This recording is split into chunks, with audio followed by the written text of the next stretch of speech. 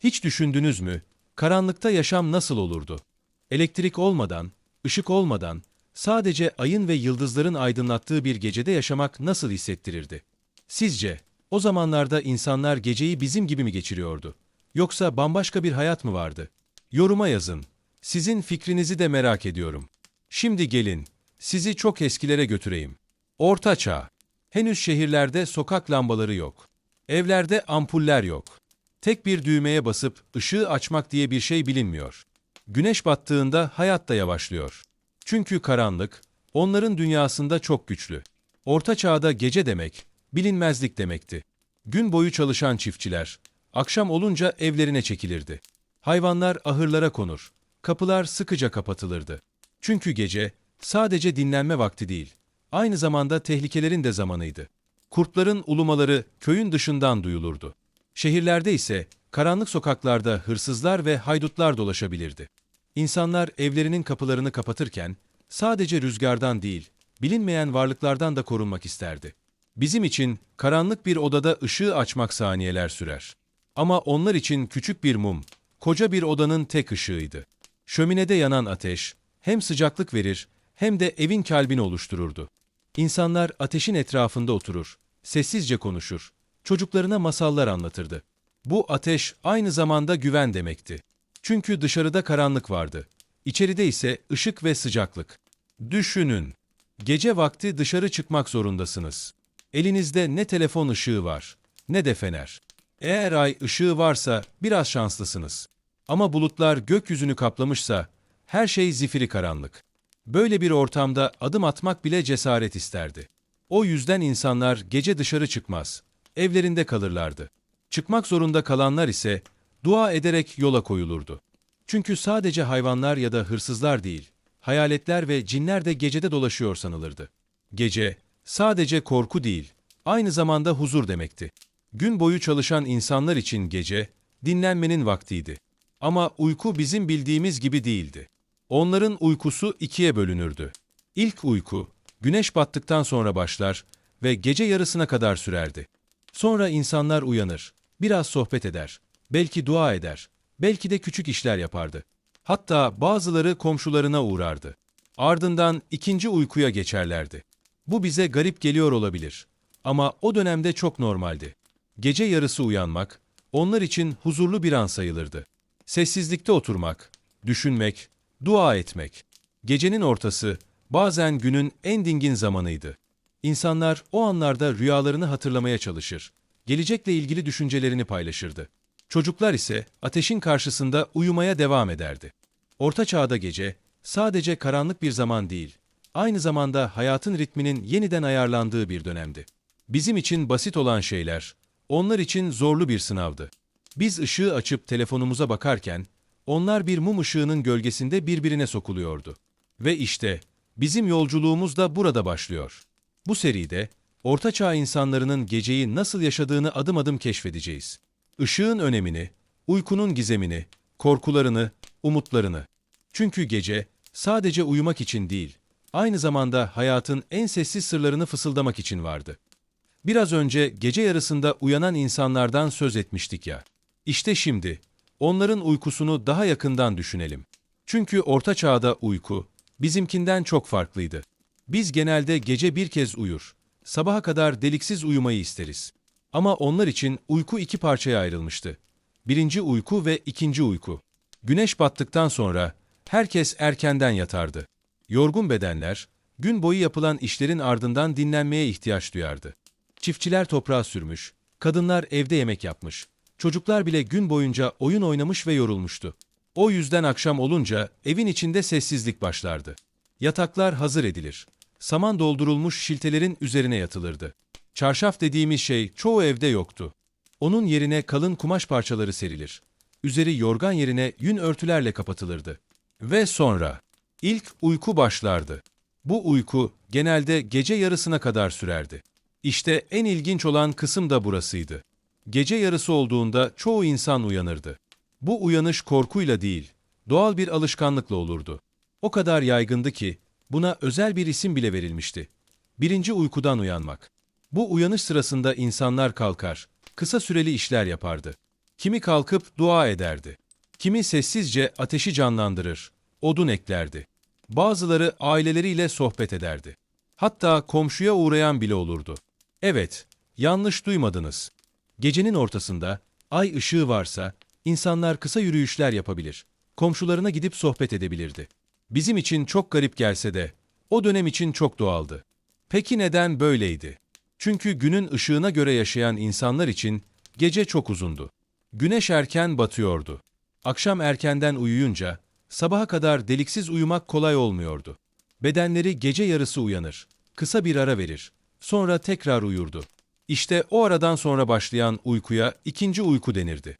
Bu ikinci uyku sabaha kadar sürerdi. Böylece insanlar toplamda yine uzun saatler uyurlardı. Ama arada bir dinlenme ve uyanma zamanı olurdu. Şimdi bir düşünün. Gece yarısı herkesin sessizce uyandığını, evde loş bir ateş ışığının yandığını, çocukların uykudan uyanıp gözlerini ovuşturduğunu hayal edin. Anne babalar çocuklarına masallar anlatıyor. Belki dua ediyorlar. Belki de gelecekle ilgili konuşuyorlar. Dışarıda kurt ulumaları duyuluyor. Ama evin içinde sıcaklık ve huzur var. Zengin ailelerin evlerinde bu uyanma saatleri bazen daha keyifli olurdu. Onlar yemek artıklarıyla küçük atıştırmalıklar yapar. Bazen şarap içer, bazen de uzun sohbetlere dalarlardı. Fakirler ise daha çok dua eder. Biraz su içer ve sonra yeniden uyurdu. Bu iki parçalı uyku düzeni aslında insanın doğasına da çok uygundu. Bugün bilim insanları bile araştırmalar yapıp o dönem insanların uyku alışkanlıklarının bedenin ritmine uygun olduğunu söylüyor. Yani o insanlar farkında olmadan bedenlerinin istediği şekilde yaşıyordu. Ama düşünün ki gecenin ortasında uyandığınızda dışarıya çıkmanız gerekiyor. Kapıyı açtığınız anda yüzünüze vuran soğuk hava, ay ışığının altında görünen boş sokaklar, belki uzaktan gelen bir köpek havlaması. Bu sessizlikte yürümek hem huzur verici hem de ürkütücü olurdu. İşte bu yüzden gece yarısı uyanmak yalnızca evin içinde huzur bulmak için değil, bazen de cesaret isteyen bir şeydi. Bugün biz sabaha kadar uyumayı normal sayıyoruz. Ama o zamanlarda gece ikiye bölünmüş bir hayat gibiydi. İlk uyku günün yorgunluğunu alıyor. İkinci uyku ise sabaha hazırlanmayı sağlıyordu. Bu düzen o kadar uzun yıllar sürdü ki, insanlar bunun en doğal uyku şekli olduğuna inanıyordu. Gece yarısı uyandıklarını söyledik ya. Peki, bu uyanıklık anlarında insanlar nasıl ışık buluyordu? İşte şimdi Orta Çağ'ın en önemli konularından birine geldik. Işık. Çünkü karanlık o kadar güçlüydü ki, küçük bir kıvılcım bile hayat kurtarıcı olabiliyordu. Bugün bir düğmeye basıyoruz ve bütün ev aydınlanıyor. Ama o zamanlar tek bir mum, koca bir odanın bütün ışığıydı. Düşünün, masanın üzerinde duran küçücük bir mum, sadece etrafındaki birkaç adımı aydınlatabiliyordu. Odada gölgeler dans ediyor. Köşeler tamamen karanlıkta kalıyordu. İnsanlar o yüzden birbirine daha yakın oturur. Aynı ışığı paylaşırdı. Mumlar herkesin evinde bulunmazdı. Çünkü pahalıydı. Zengin evlerde bal mumundan yapılan mumlar kullanılırdı. Bu mumlar daha uzun süre yanar, daha az koku çıkarırdı. Fakirler ise hayvansal yağdan yapılan basit kandiller kullanırdı. Bu kandiller hem is bırakır hem de ağır bir koku yayardı. Ama yine de karanlığı biraz olsun uzaklaştırmaya yarardı. Bir de şömineler vardı. Şömine, yalnızca ısınmak için değil, aynı zamanda ışık kaynağıydı. Kocaman bir ateşin başında oturmak, evin kalbinde olmak gibiydi. Ateşin çıtırtısı, sıcaklığı ve alevlerin duvarlarda oluşturduğu gölgeler, geceyi hem daha güvenli hem de biraz daha huzurlu kılardı. Çocuklar ateşin karşısında uyur, büyükler ise sohbet ederdi. Şimdi gözlerinizi kapatın ve hayal edin. Loş bir odada, ortada yanmakta olan küçük bir kandil var.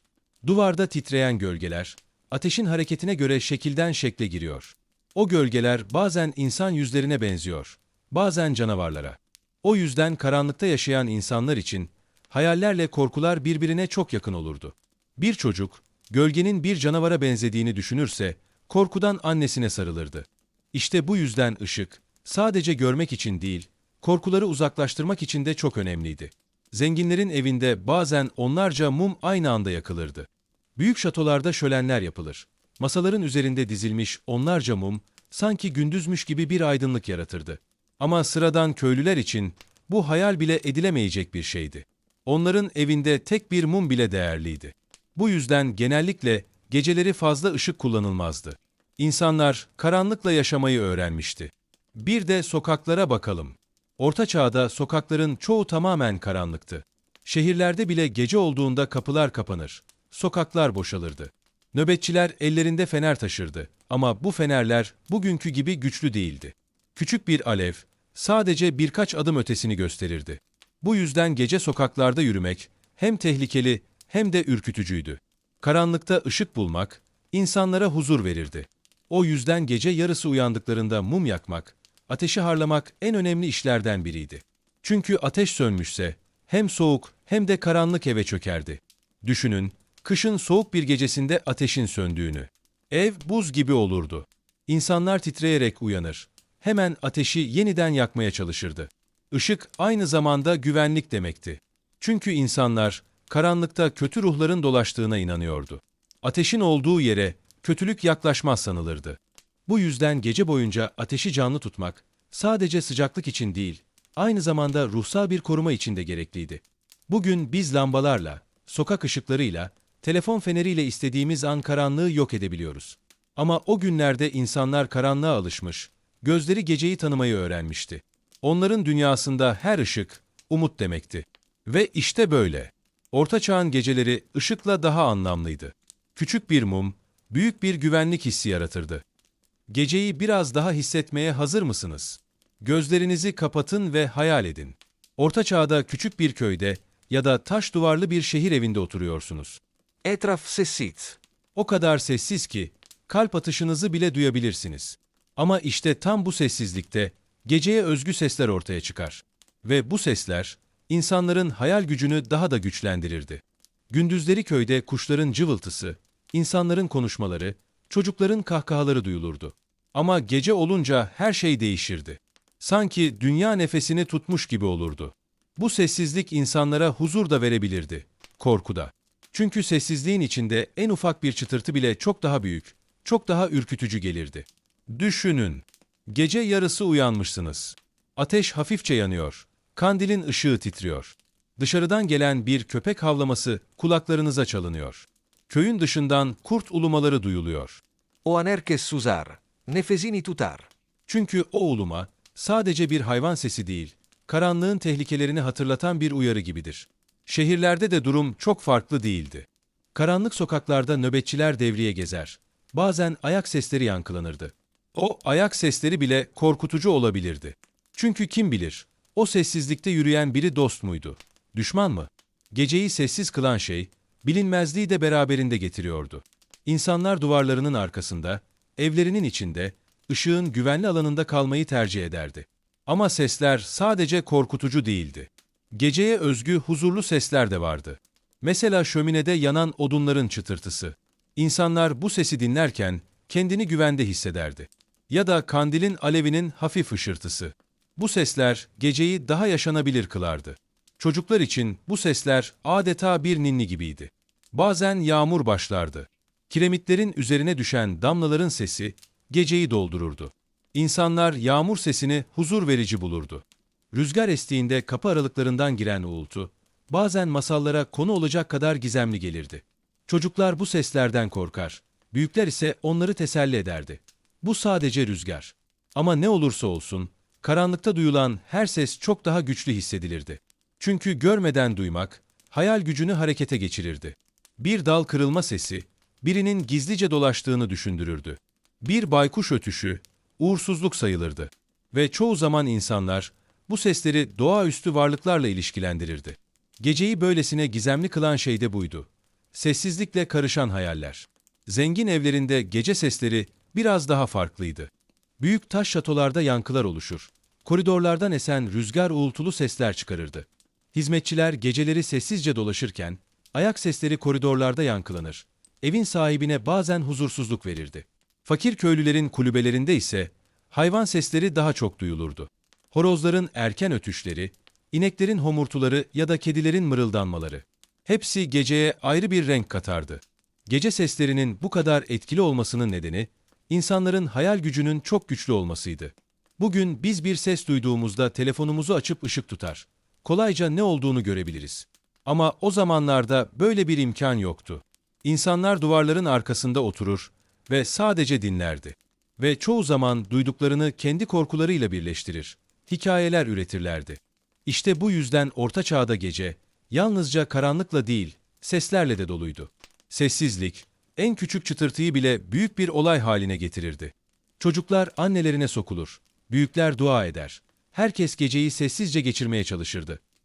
Geceyi konuşurken, şunu da unutmamak gerekiyor. Orta Çağ'da herkes aynı şekilde yaşamıyordu. Zenginlerle fakirlerin gece hayatı birbirinden çok farklıydı. Çünkü birinin imkanları genişti, diğerinin ise çok sınırlıydı. Şimdi gelin, bu farkları birlikte görelim. Bir köylünün evini hayal edin.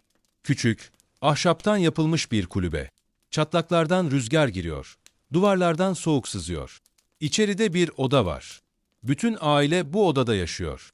Gündüz burada yemek yeniyor. Gece ise aynı odada uyunuyor.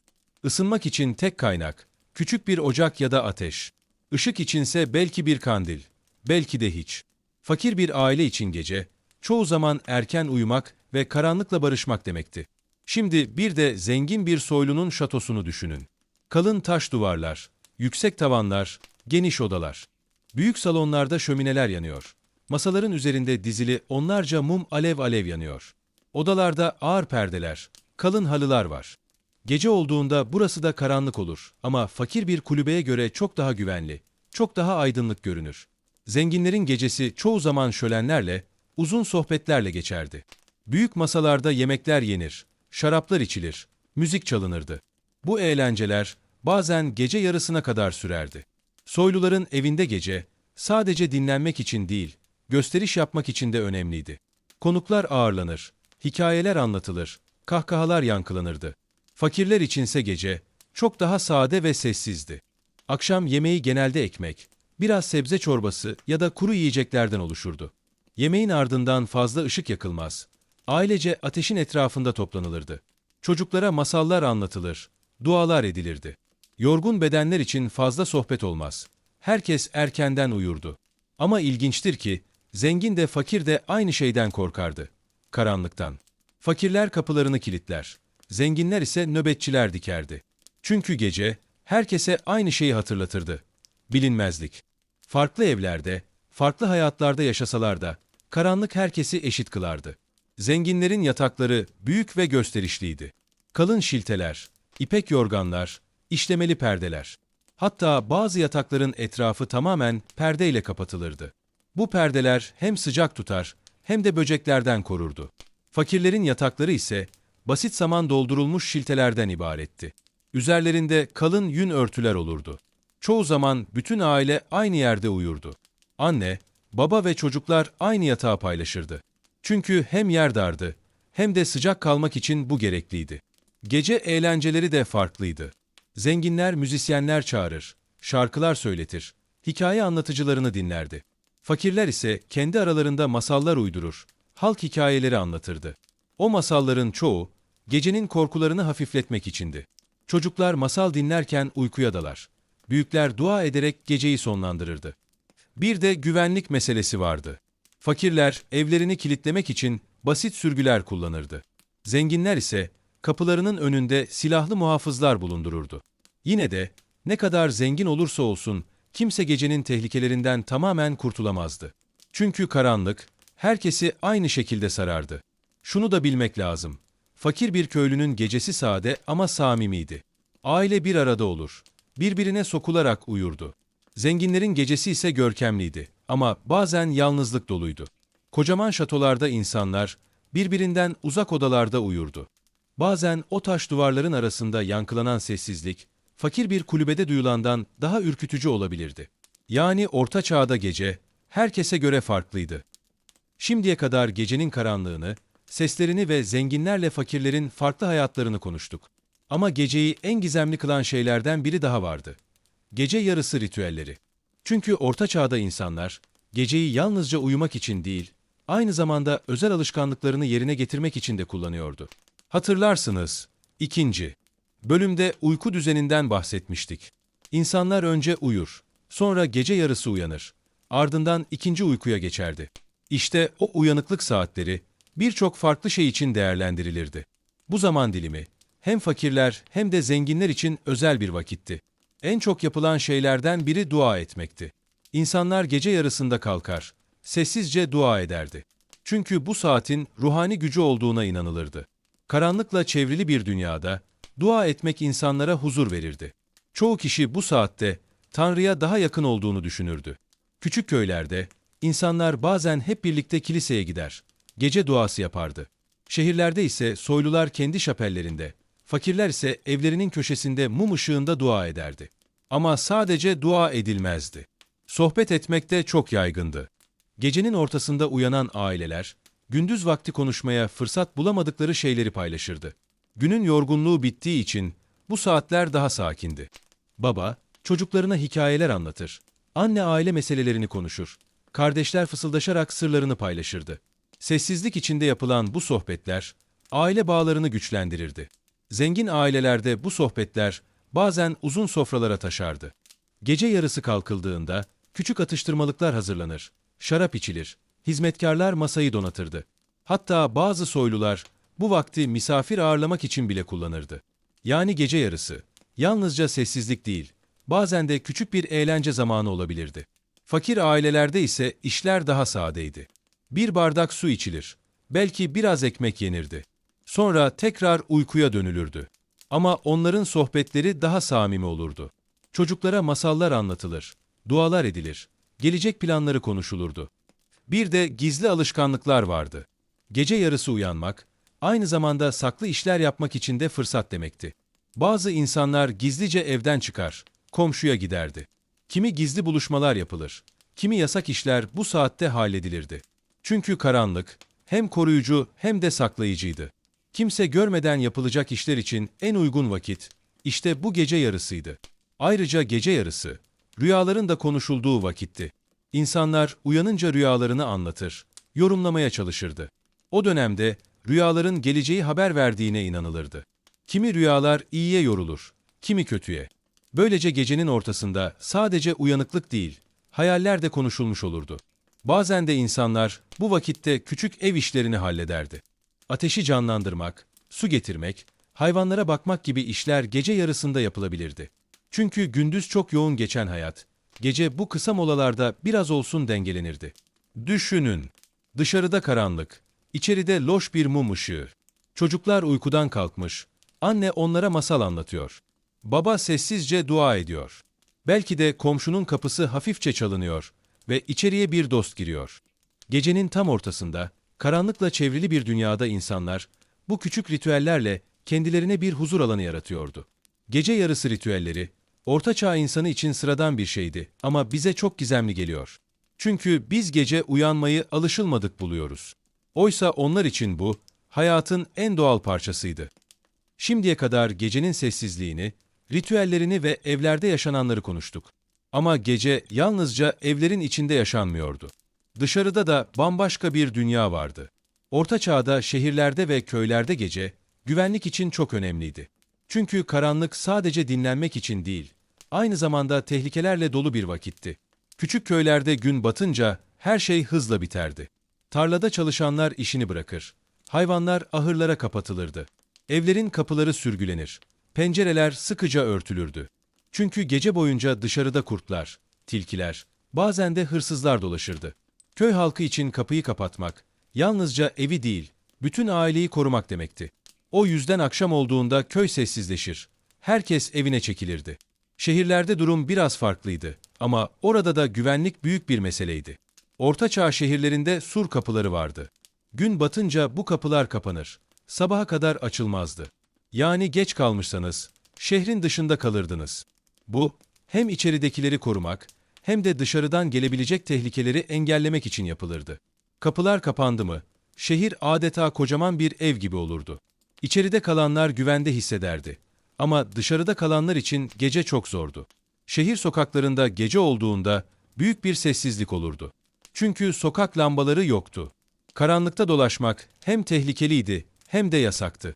Yalnızca nöbetçiler sokaklarda yürürdü. Ellerinde küçük fenerler olurdu. Ama bu fenerler bugünkü lambalar gibi parlak değildi. Önlerini zar zor görürlerdi.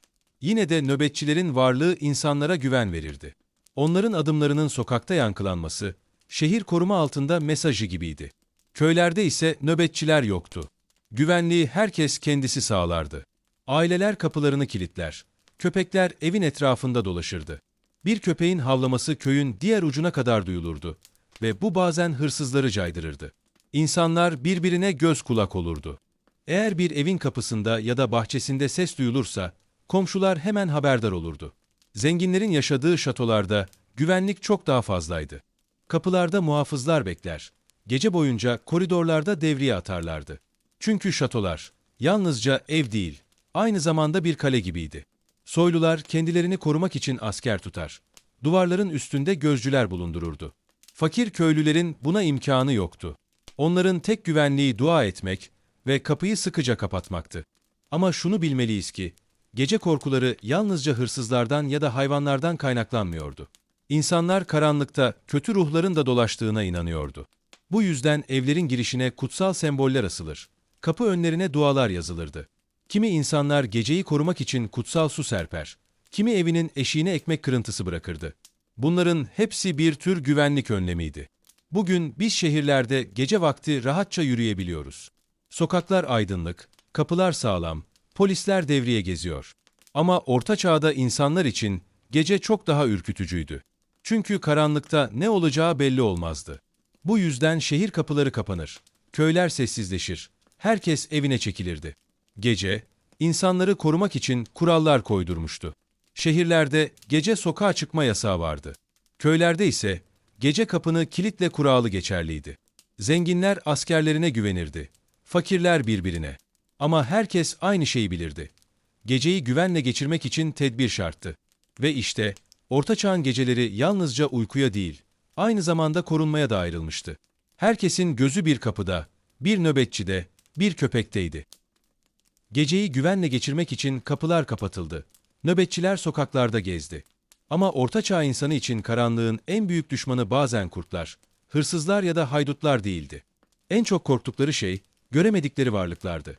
Hayaletler, cinler, cadılar ve karanlıkta dolaştığına inanılan gizemli yaratıklar. Unutmayın, o dönemde insanlar için gece, bilinmezliğin saatleriydi. Gözler bir yere kadar görüyordu ama kulaklar her sesi daha güçlü işitiyordu. Karanlıkta beliren bir gölge, bazen bir hayalet sanılıyordu. Rüzgarın uğultusu, kötü ruhların fısıltısı gibi hissediliyordu. Ve böylece korkular, hayallerle birleşip gerçekmiş gibi yaşanıyordu. Köylerde anlatılan halk masallarında, geceleri dolaşan ruhlardan sıkça söz edilirdi. Bazılarına göre mezarlıkların yakınından geçmek çok tehlikeliydi. Çünkü ölmüş olanların ruhları gece yarısı kalkar ve yollarda dolaşırdı. Çocuklar bu hikayelerle büyür. Büyükler ise bu masalları anlatarak onları hem korkutur hem de korumaya çalışırdı. Gece yarısı dışarı çıkma, yoksa hayalet seni bulur. Cinler ve periler de gecenin bir parçasıydı. İnsanlar, özellikle ormanlarda ve boş arazilerde bu varlıkların yaşadığına inanırdı. Gece ormanda yürüyen biri garip bir ses duyarsa, bunu hemen cinlere bağlardı. Köylerde bu yüzden gece ormana girmek büyük bir cesaret işi sayılırdı. Çünkü orman hem bilinmez hem de tehlikeli bir yerdi. Bir de cadılar vardı. Orta Çağ insanı, cadıların geceleri ortaya çıktığını düşünürdü. Onların gizli toplantılar yaptıkları, kötü büyüler söyledikleri anlatılırdı. Köylerde biri hastalansa ya da başına kötü bir şey gelse, hemen cadı işi denirdi. İnsanlar bu korkularla yaşar, geceleri özellikle kapılarının önüne koruyucu semboller asardı. Haç işareti yapmak, kutsal su serpmek ya da kapıya demir bir nesne koymak, kötü ruhlardan korunmanın yollarıydı. Zengin şatolarında bile bu korkular vardı. Kocaman taş duvarlar, askerler, nöbetçiler. Ama karanlığın korkusu oraya da girerdi. Hizmetçiler geceleri koridorlarda tek başına yürümekten korkar. Çünkü şatonun eski sahiplerinin hayaletlerinin dolaştığına inanırlardı. Bir kapının gıcırdaması bile onları ürpertmeye yetiyordu. Bazen insanlar, gece yarısı gördükleri rüyaları da bu korkularla birleştirirdi.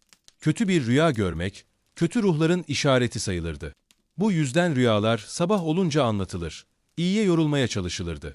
Ama gece, rüyalar da dahil her şeyi daha karanlık, daha gizemli hale getirirdi. Köylerde özellikle çocuklar için bu hikayeler çok etkiliydi. Büyükler onları korkutarak gece dışarı çıkmamalarını sağlardı. Çünkü gerçek tehlikeler de vardı. Haydutlar, vahşi hayvanlar. Ama çocuklar bunları değil, hayaletleri hayal ederdi. Karanlıkta bir gölge görseler, hemen ürperirlerdi. Bugün biz ışığımızı açar, telefonumuzla etrafı kontrol ederiz. Ama onlar için böyle bir şey yoktu. Bir ses duyduklarında tek çareleri dua etmekti. Belki bir mum yakmak, belki bir haç çıkarmak. Bu küçük hareketler, karanlık korkusunu biraz olsun hafifletirdi. Şunu unutmamak gerekir.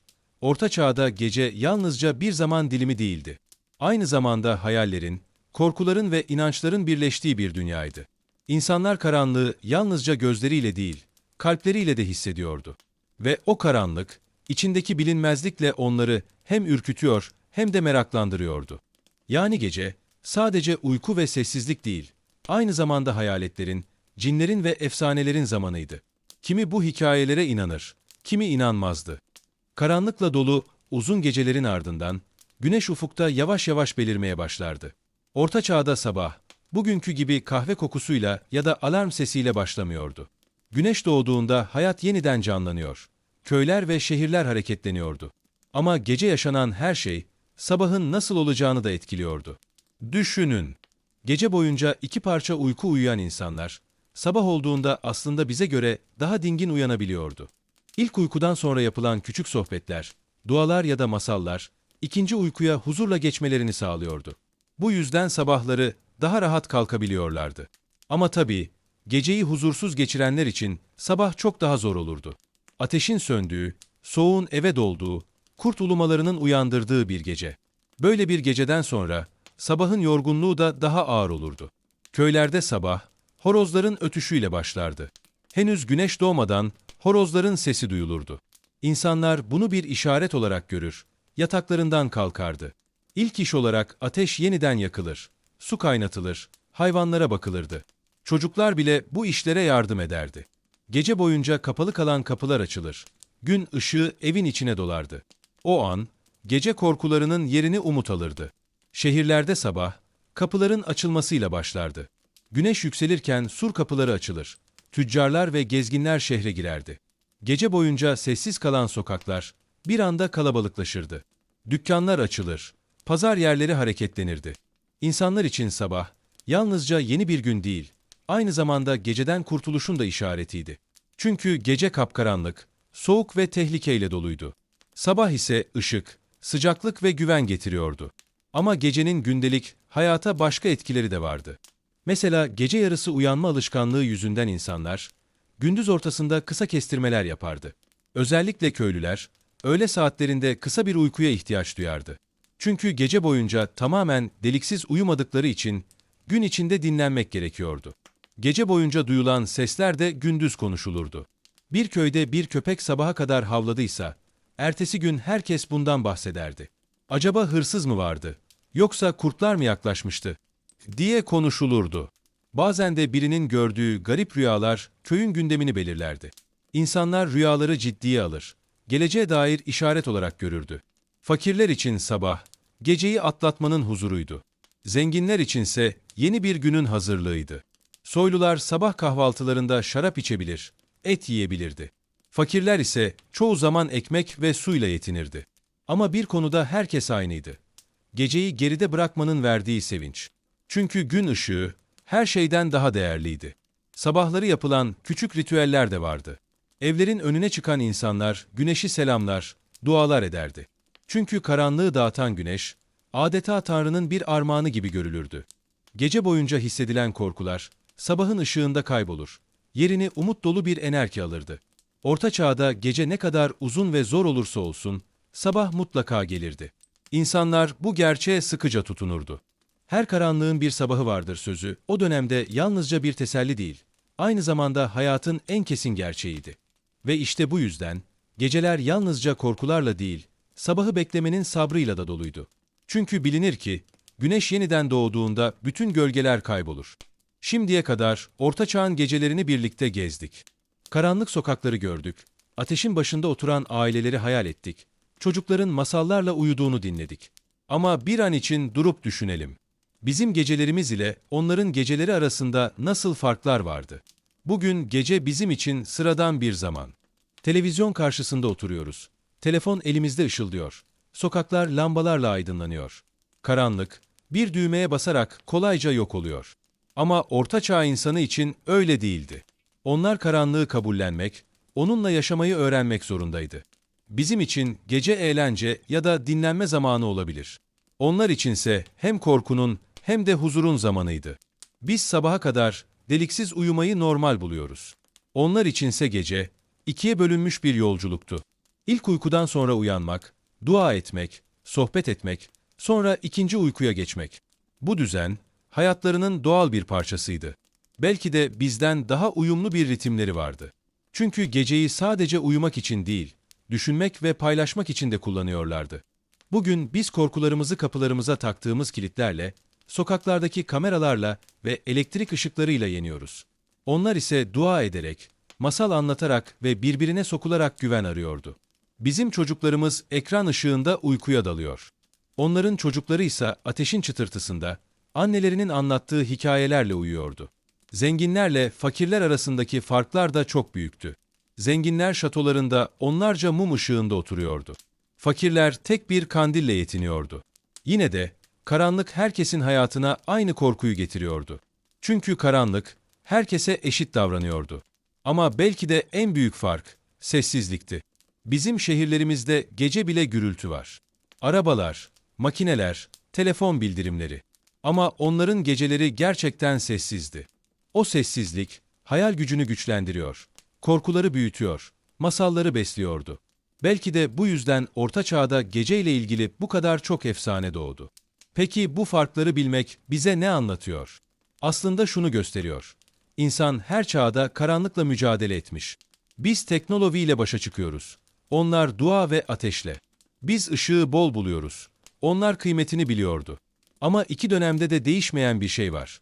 Gece, insanı düşündürüyor. Ve işte bu noktada yeni bir merak doğuyor. Orta Çağ insanı için gece yalnızca uyku ve sessizlik değildi.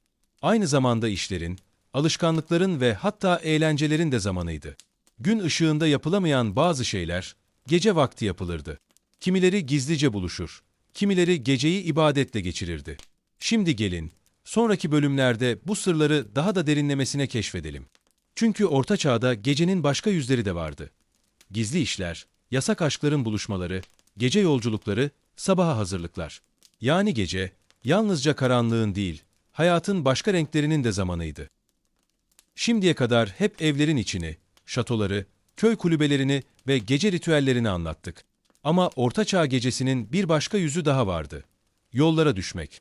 Çünkü bazen insanlar, karanlığa rağmen gece yolculuğu yapmak zorunda kalıyordu.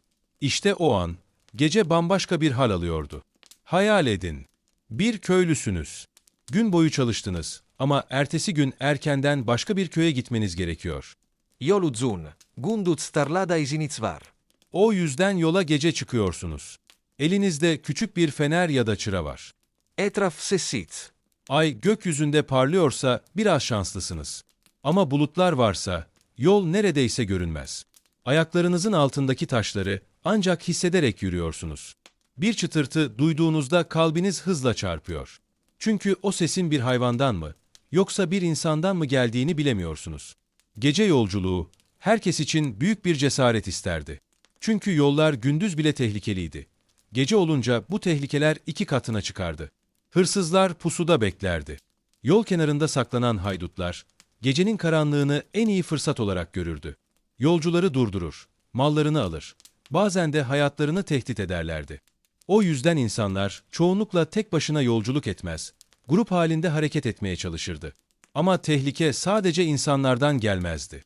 Ormanlık alanlardan geçen yollar, gece boyunca kurtların, ayıların ya da diğer yırtıcıların sesiyle dolardı. Yolun kenarında gözleri parlayan bir kurt gördüğünüzü hayal edin. Elinizdeki küçük çıra o an size koca bir kalkan gibi gelse de aslında sizi korumaya yetmezdi. İşte bu yüzden yolcular genelde yanlarında sopa, bıçak ya da küçük silahlar taşırdı. Zenginler için durum biraz farklıydı. Soylular gece yolculuğu yapacaksa yalnız çıkmazdı.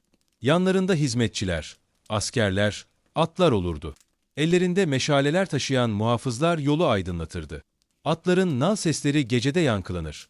Uzaklardan bile duyulurdu. Ama bu bile tam güvenlik sağlamazdı. Çünkü pusuda bekleyen haydutlar bazen en güçlü kervanlara bile saldırırdı. Gece yolculuğunun bir başka zorluğu da yol işaretleriydi. Gündüz görebileceğiniz taş yığınları, ağaç işaretleri ya da küçük köprüler gece neredeyse görünmez olurdu. İnsanlar sık sık yollarını kaybederdi. Karanlıkta yanlış yola sapmak, bazen günlerce kaybolmak demekti. Bu yüzden yolculuk yapacak olanlar, genellikle dolunay gecelerini tercih ederdi. Çünkü ay ışığı, en güvenilir rehberdi. Ama bir de işin ruhsal tarafı vardı. İnsanlar gece yolculuklarının yalnızca fiziksel değil, ruhsal bir tehlike olduğuna inanırdı. Çünkü karanlıkta cinlerin, hayaletlerin ve kötü ruhların dolaştığına inanılırdı. Yolcular bu yüzden dua ederek yola çıkar, kutsal semboller taşırdı. Bazıları yanına küçük bir muska alır, bazıları yol boyunca dualar mırıldanırdı. Çünkü inanışa göre, gece yolculuğunda insan yalnızca haydutlarla değil, görünmeyen varlıklarla da karşılaşabilirdi. Yine de bazen gece yolculuğu zorunlu değil, bilinçli bir tercih de olabiliyordu. Özellikle tüccarlar, kalabalık pazarların olduğu şehirlere daha erken varabilmek için gece yola çıkardı. Ya da bir habercinin acil bir mesajı yetiştirmesi gerekirdi. Kralların orduları da bazen düşmana görünmemek için gece hareket ederdi. Yani gece yolculuğu, tehlikeli olsa da hayatın bir parçasıydı. Şimdi bir an düşünün. Biz bugün arabamıza biniyor, farlarımızı açıyor ve güvenli yollarımızda ilerliyoruz. O zamanlarda ise yolculuk adeta bir sınav gibiydi. Her adımda bir bilinmezlik, her gölgede bir tehlike vardı. Orta Çağ'da geceler çoğu zaman sessiz, sakin ve tehlikelerle dolu olsa da bazı şehirlerde bambaşka bir yüzü vardı. Gece pazarları. Bugün bizler gece vakti açık marketleri, alışveriş merkezlerini kolayca görebiliyoruz. Ama o zamanlarda gece alışverişi çok daha farklıydı. Hem gizemliydi hem de tehlikeli. Şehirlerde gündüz pazarları oldukça kalabalık olurdu. Meiv, sebze, et, kumas, barat. Her şey gündüz vakti satılırdı. Ama gündüz çok yoğun çalışan insanlar için gece pazarları da bir ihtiyaçtı.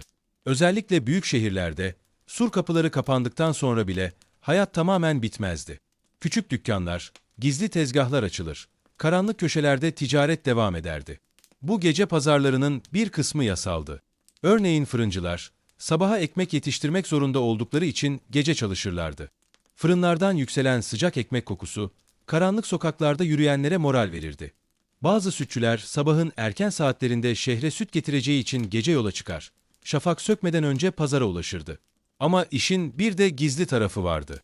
Çünkü gece aynı zamanda kaçakçıların, yasa dışı satıcıların zamanıydı.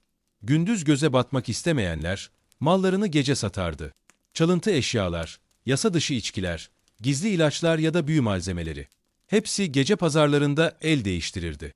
İnsanlar bu yerleri merak eder ama aynı zamanda korkardı. Çünkü bu pazarların müşterisi olmak, başını belaya sokabilirdi. Gece pazarlarının bir başka ilginç yönü de, insanların sırlarını saklamak için bu zamanı kullanmasıydı. Kimileri gizli buluşmalar için bahane bulur. Pazara gidiyorum diyerek evden çıkardı. Kimileri kimse görmeden alışveriş yapmak isterdi. Çünkü gece, gizlenmek için en uygun vakitti. Fakirler için gece pazarı, bazen daha ucuz yiyecek bulmanın yoluydu. Gündüz satılamayan mallar, gece daha düşük fiyata verilebilirdi. Bu yüzden dar gelirli insanlar gece alışverişini tercih ederdi. Zenginler ise çoğu zaman hizmetçilerini gönderir. Kendileri evlerinden çıkmazdı. Ama unutmayın, gece pazarları güvenli değildi. Çoğu kez karanlık sokak aralarında kurulduğu için, hırsızlar da bu kalabalıklardan faydalanırdı. Bir anlık dikkatsizlikte kese çalınabilir, mallar kaybolabilirdi. İnsanlar bu yüzden yanlarında az para taşır, alışverişi hızlıca yapar ve evlerine dönmeye çalışırdı. Yine de gece pazarları, Orta Çağ'ın gecelerini biraz olsun canlandırıyordu. Çünkü buralarda yalnızca alışveriş yapılmazdı. Hikaye anlatıcıları, sokak çalgıcıları, küçük gösteriler de olurdu.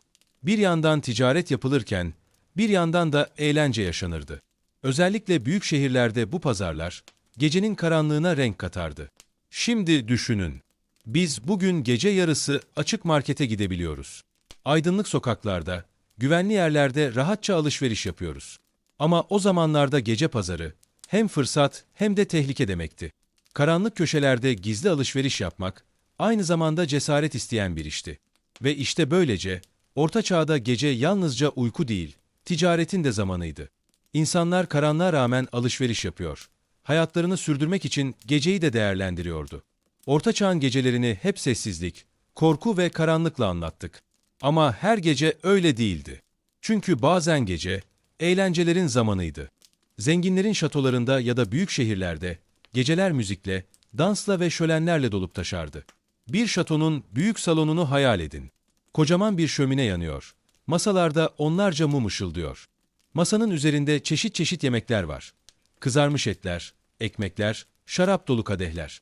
Soylular bu sofralarda bir araya gelir. Uzun saatler boyunca yemek yer ve eğlenirdi. Müzisyenler köşede çalgılarını çalar. Şarkıcılar şarkılar söylerdi. Dans edenler olur. Kahkahalar geceyi doldururdu. Böyle geceler bazen sabaha kadar sürerdi. Ama bu eğlenceler sadece zenginlere özgü değildi. Köylerde de geceler şenliklerle renklendi. Hasat zamanı geldiğinde köylüler bir araya gelir, kutlamalar yapardı. Büyük bir ateş yakılır. Etrafında şarkılar söylenir, dans edilirdi. Çocuklar ateşin çevresinde koşturur. Büyükler ellerindeki basit çalgılarla müzik yapardı. Bu kutlamalar köylüler için hem eğlence hem de birlik demekti.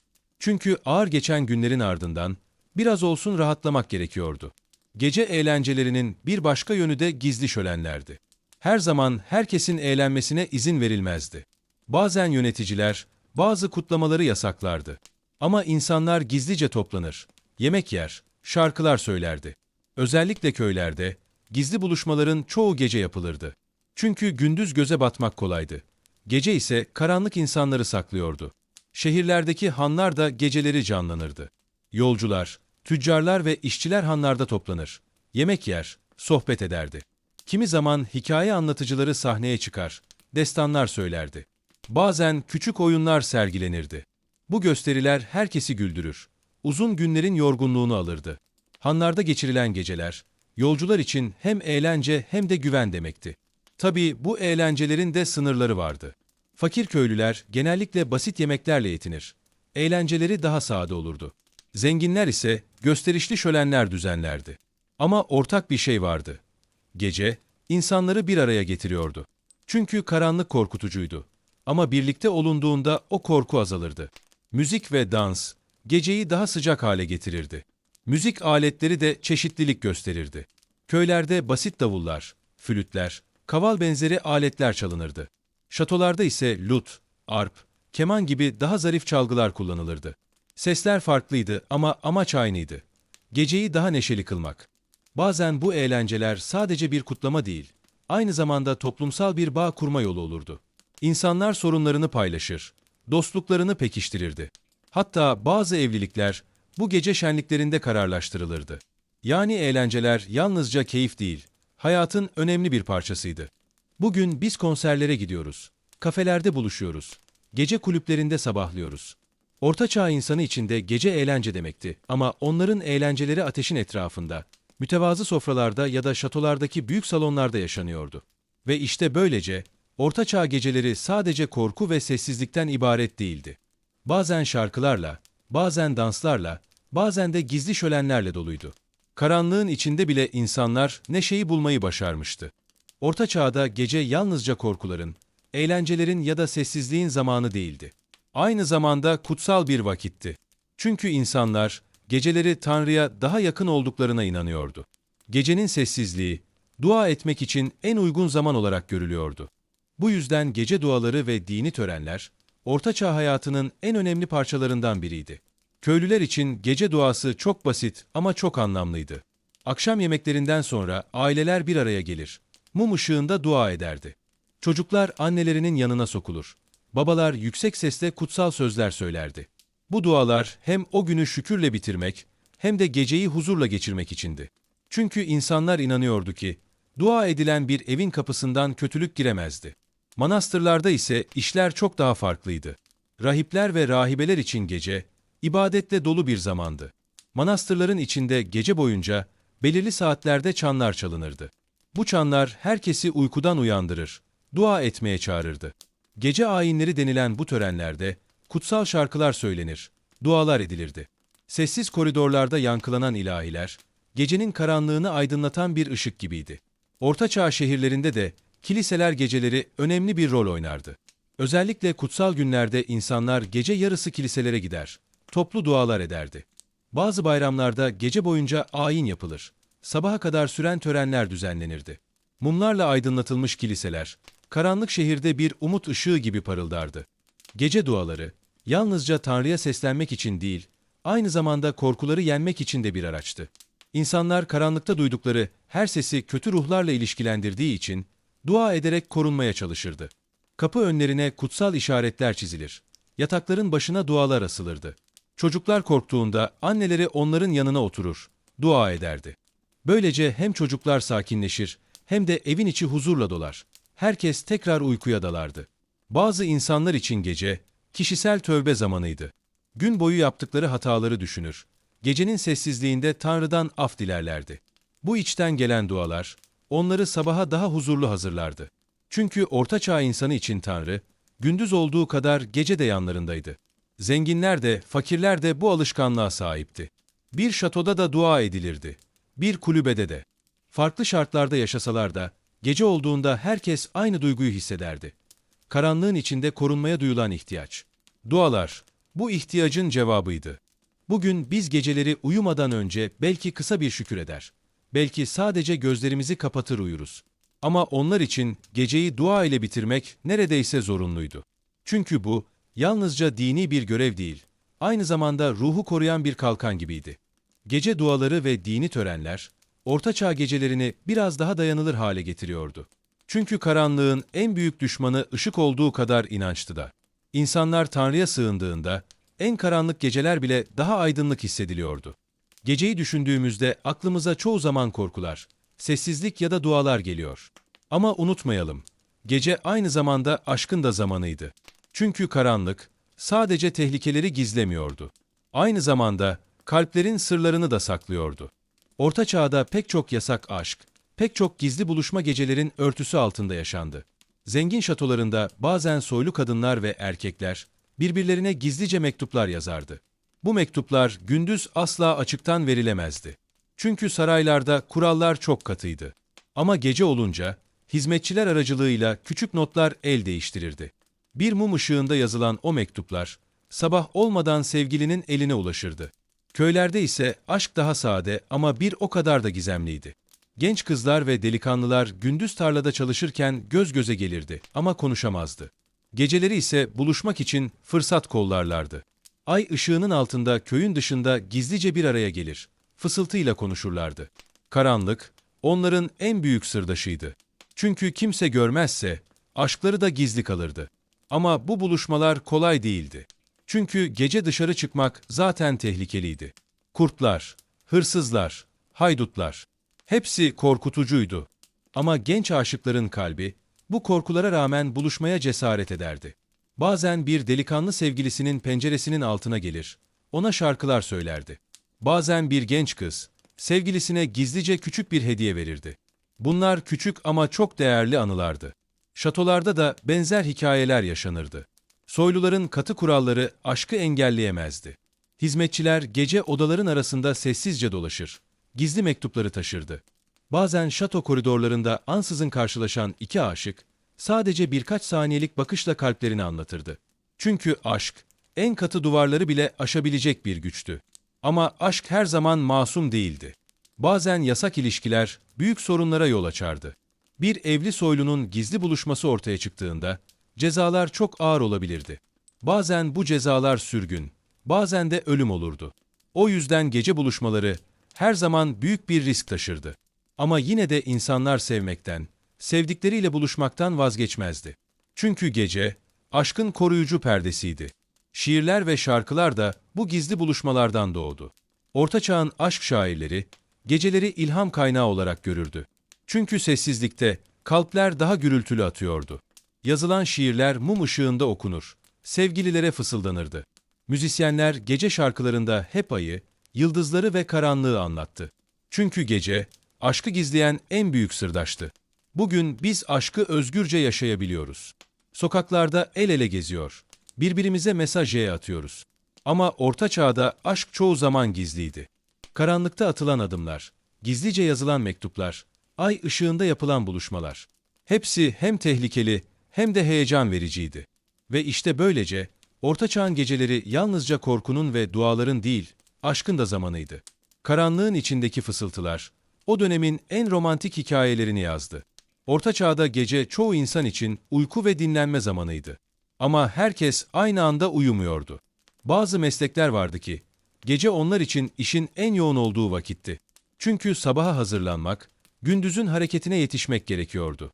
İşte o yüzden geceleri ayakta olan işçiler, fırıncılar ve ustalar vardı. Fırıncılarla başlayalım.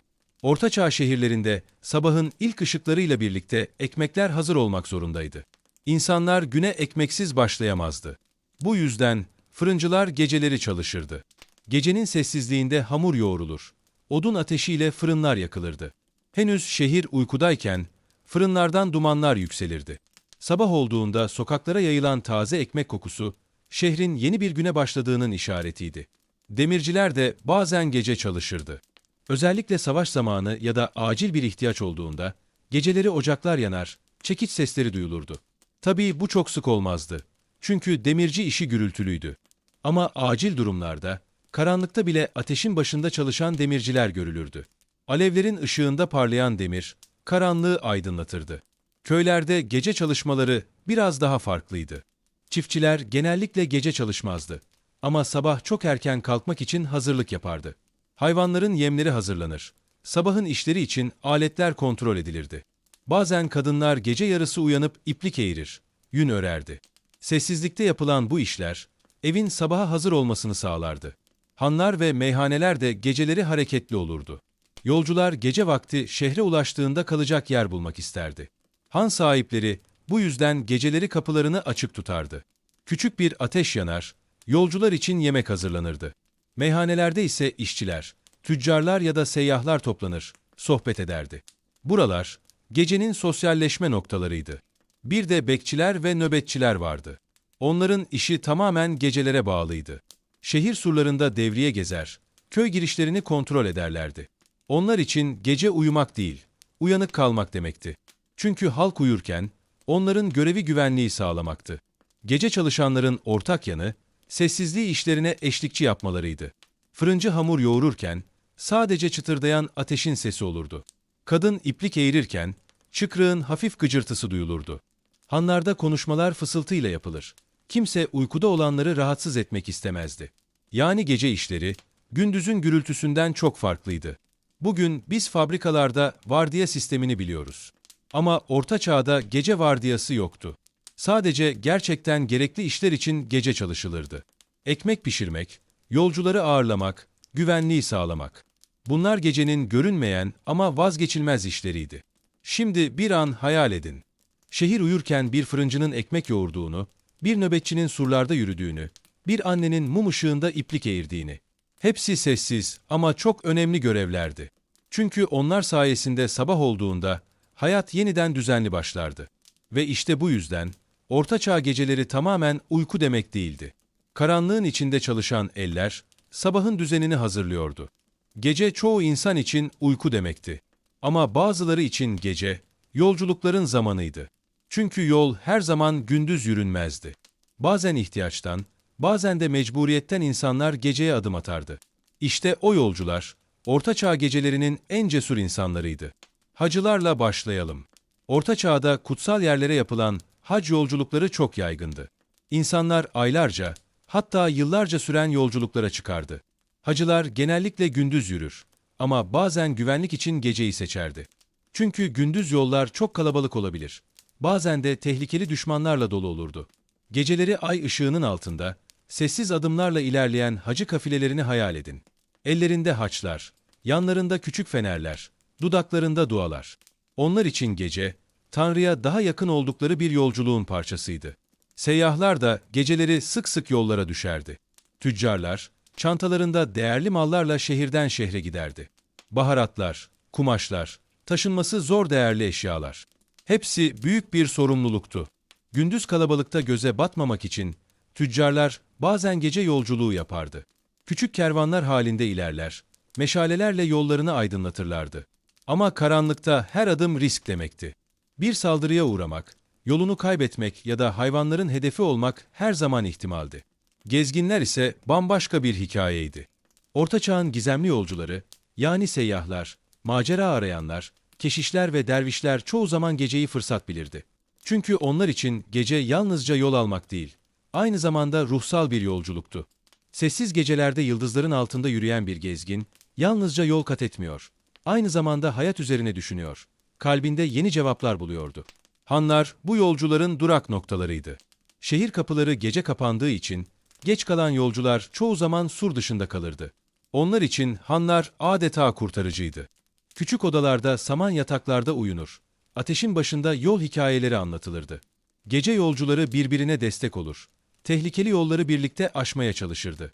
Çünkü Orta Çağ'da yalnız yolculuk, özellikle gece, neredeyse imkansızdı. Ama yolcular sadece insanlar değildi. Bazen haberciler, kralların mesaalarını taşırdı. Savaş haberleri, acil emirler, gizli yazılar. Bunların sabaha kalmaması gerekiyordu. Atlı haberciler gece gündüz demeden yol alır. Ay ışığında ilerlerdi. Onlar için karanlık sadece bir engel değil, aynı zamanda hız kazandıran bir örtüydü. Çünkü düşman gözlerinden saklanmak için gece en uygun zamandı. Tabii yolculukların gizemli tarafı da vardı.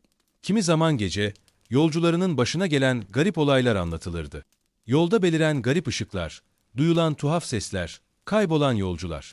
Bunların çoğu efsaneleşir. Halk arasında kulaktan kulağa yayılırdı. İnsanlar bu hikayeleri dinlerken hem korkar hem de meraklanırdı. Çünkü gece yolculukları yalnızca gerçek tehlikelerle değil, hayal gücüyle de doluydu. Bugün biz arabamızla, otobüsle ya da uçakla yolculuk yapıyoruz. Geceleri bile yollarımız aydınlık, güvenli. Ama Orta Çağ'da gece yolculuğu çok farklıydı. Bir adım bile belirsizlik demekti. Yine de insanlar cesurca yollara düşüyor. Sabaha ulaşmayı umut ediyordu. Ve işte bu yüzden gece yolcuları Orta Çağ'ın en ilginç insanlarıydı.